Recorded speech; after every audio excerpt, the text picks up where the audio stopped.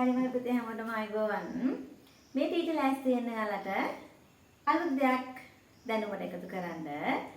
කලව paper එකේ මේ වගේ වාක්‍යයක් තිබුණා හරි වැරදි දාන්න.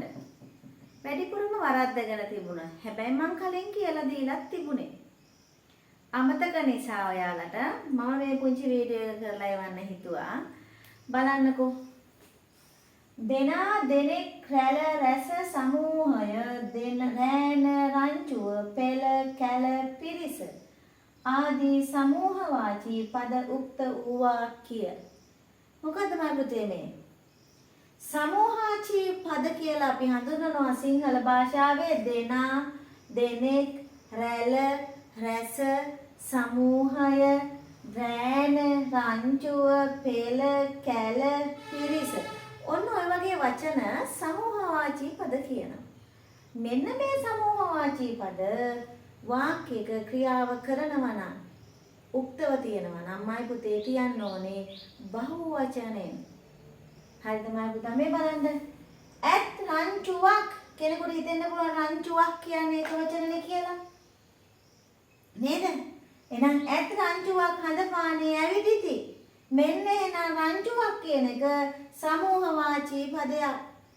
හඳපානේ ඇවිදින්නේ කවුද? ඇත් රංචුවක්.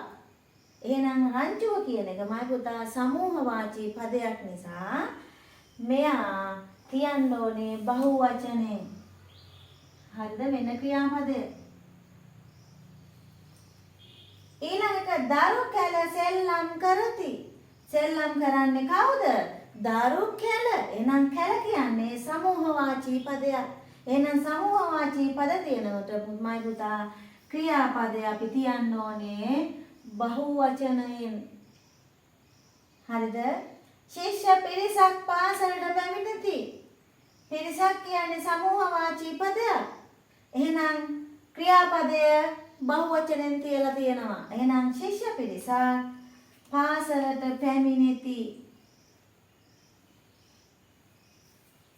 පස් දෙනෙක් පාරේ ගමන් කරති. ගමන් කරන්නේ කවුද? පස් දෙනෙක්. එහෙනම් දෙනෙක් දෙනා දෙනෙක් සමූහවාචී පදයක්. එහෙනම් එයත් තියන්නේ අපි බහුවචන ලෙස.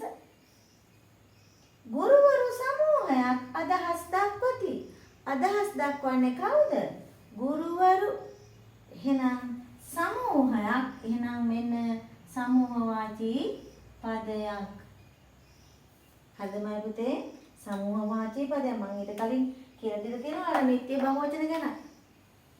නේද? ඒ වගේම තමයි මේකත්. එහෙනම් සමූහවාචී පදයක්මයි පුතේ වාක්‍යයක උක්ත ලෙස තියෙනවා නම් ඒ වාක්‍ය අවසන් කරන්න ඕනේ බහුවචනයෙන්. තේරුණාද? කලබ පේපර් එකේ වරද්දගෙන තිබුණා. නේද? කොට දෙනෙක්. එහෙනම් ඇත් රංචුවක් හඳපානේ ඇවිදිති. දරු කැල සෙල්ලම් කරති. ශිෂ්‍ය පිරිසක් පාසලට පැමිණෙති. පස් දෙනෙක් පාරේ ගමන් කරති. ගුරුවරු සමූහයක් අදහස් දක්වති. කොක්කු පෙළ අහසේ පිහාසර කරති. කියන්නේ.